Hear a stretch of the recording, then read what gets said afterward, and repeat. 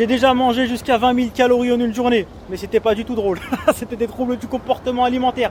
J'ai souffert pendant longtemps d'hyperphagie, c'était limite de la boulimie, donc je connais très bien le sujet. J'ai créé justement toute mon approche pour mettre en PLS les TSA, les troubles du comportement alimentaire, qui sont alimentés par l'époque des cheat meals les années 80. Laissez tomber cette approche alimentaire là. Ne vous frustrez pas, tu n'as pas à subir ta diète. Ta diète, ça doit être comme ta femme. Trouve une diète avec laquelle tu prends du plaisir sur le chemin vers tes objectifs, autant que dans tes objectifs en eux-mêmes. C'est d'une importance capitale d'avoir un rapport sain avec la nourriture et les approches cheat meal les années 80. C'est complètement malsain, tu n'as pas à te frustrer, tu n'as pas à diaboliser certains aliments, tu peux les consommer avec modération. J'ai créé toute mon approche pour mettre les TC en PLS une bonne fois pour toutes et pour avoir le meilleur rapport à la nourriture possible en étant complètement food déconnected, parce que manger toutes les 3 heures ne fait que créer une addiction à la nourriture et un rapport très malsain avec la nourriture. Oh ma vie, sinon quelle vie!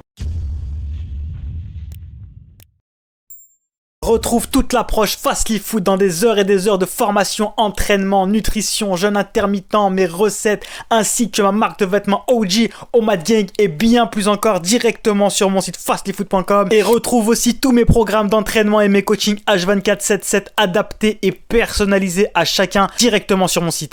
Storytime et faster du jour où j'ai mangé 20 000 calories en une journée. C'était pas du tout pour le plaisir. C'était la plus grosse, je pense, mon record, la plus grosse crise d'hyperphagie / boulimie que j'ai pu faire de ma vie. J'ai dû faire à peu près 7 ou 8 sèches bien poussées dans ma vie, toutes plus hardcore les unes que les autres.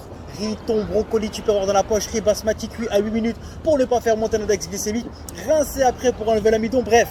Vous avez compris la musique. Et c'est là que vous voyez les ravages de la brossiance, du riz, thon, brocoli, toutes les 3 heures tupperware dans la poche, blablabla. Ça fait plus de dégâts que ça ne règle de problèmes de santé. Ça crée plus de problèmes de troubles du comportement alimentaire en diabolisant certains aliments et en se donnant un certain jour dans la semaine, le jour du fameux cheat meal les années 80. Ça crée un rapport à la nourriture complètement malsain qui est encore plus dangereux qu'un léger surpoids de graisse. Donc c'était la fin d'une de mes sèches ultimes que j'avais poussé assez loin et je me suis dit allez, pendant les 10 derniers jours, je reste à mon déficit calorique, je ne mange aucun aliment qui est un peu flexible et un aliment qui me fait plaisir. Et à la fin de ces 10 jours, je me fais un bon gros cheat meal en mangeant tout ce que j'aime et tout ce qui m'a manqué. Le 10e jour arrive. Écoutez bien. La veille de ce fameux cheat meal, après 10 jours de restriction et de frustration, j'arrivais pas à dormir. Je rêvais de spaghetti bolognaise. Maintenant, c'est mon quotidien. Je rêvais de spaghetti bolognaise. J'ai dû dormir peut-être 2 heures tellement j'étais excité à l'idée que le lendemain, j'allais manger tout ce qui m'avait fait envie dans les 10 derniers jours. J'avais fini ma sèche dans les 1800 calories à peu près. J'étais écorché. J'étais en déficit calorique extrêmement profond. À l'époque, j'enchaînais plusieurs travails et mon premier travail, je commençais à 6 heures du matin. Écoutez bien. Je commence à 6 heures du matin. Je me réveille à 5 heures.